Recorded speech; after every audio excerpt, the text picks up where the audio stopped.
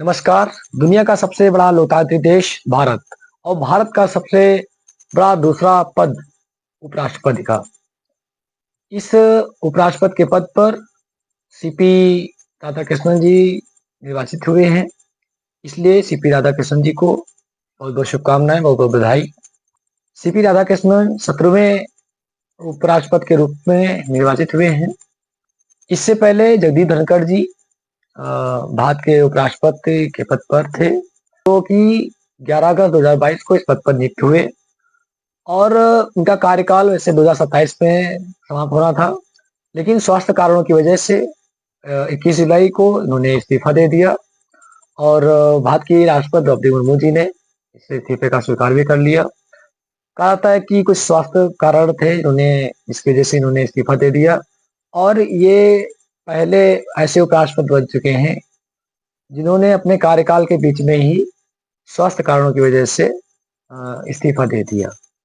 पूर्व राष्ट्रपति जगदीप धनखड़ जी के द्वारा इस्तीफा देने की वजह से ये पद खाली हुआ और 9 सितंबर को निर्वाचन हुआ।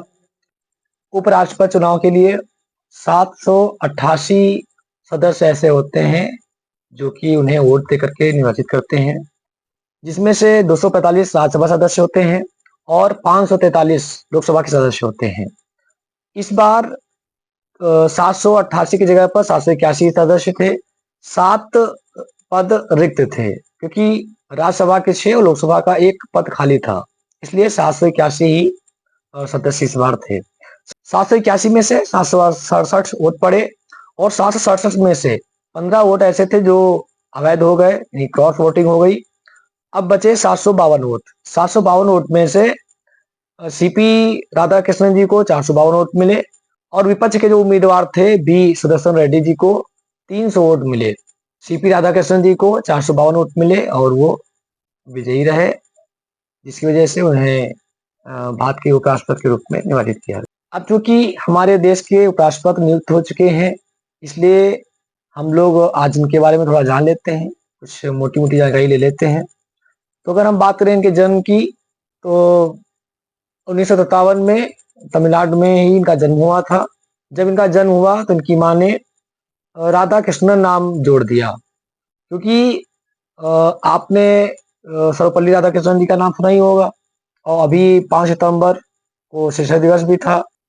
5 सितंबर 1888 को सर्वपल्ली राधाकृष्णन जी का जन्म हुआ था और उनकी जयंती को शिक्षक दिवस के रूप में लोग मनाते हैं। इस पर मैंने एक वीडियो बनाई थी जिसमें हमने राधा कृष्णन जी पर पूरी चर्चा की थी, सर्वपल्ली राधाकृष्णन जी पर। तो इनकी माँ का मानना था, सीपी राधाकृष्णन जी की माँ का मानना था कि मेरा बेटा भी सर्वपल्ली राधाकृष्णन जी की तरह बने। और डॉक्टर सर्वपल्ली राधाकृष्णन भारत के पहले उपराष्ट्रपति थे जो कि 2 बार लगातार उपराष्ट्रपति रहे।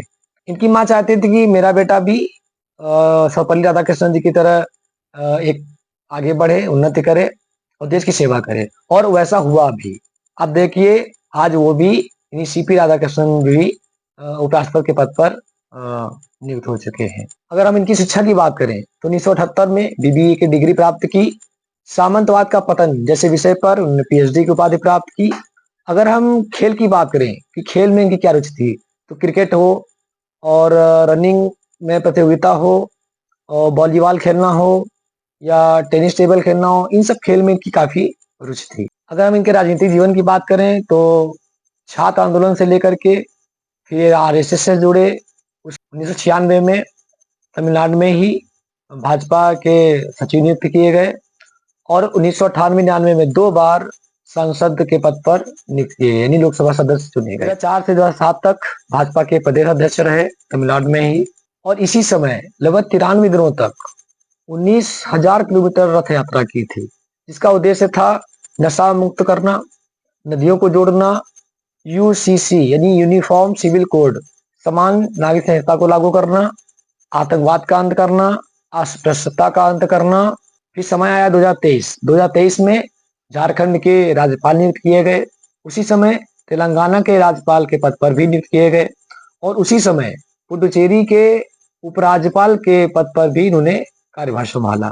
फिर 2024 आया, 2024 में इनको महाराष्ट्र का राज्यपाल नियुक्त किया गया और फिर आया 2025, जो कि उन्हें भारत के दूसरे सबसे बड़े पद उपराष्ट्रपति के पद पर निर्वाचित किया गया। तो इनकी शैक्षिक योग्यता और राजनीतिक जीवन यात्रा से पता चलता है कि काफी योग्य व्यक्तित्व इनका रहा है, और हम उम्मीद करते हैं कि उस भारत के उपराष्ट्रपति के पद पर रह करके देश को आगे बढ़ाने का काम करें और हर वो कदम उठाएं जो देश के हित में हो।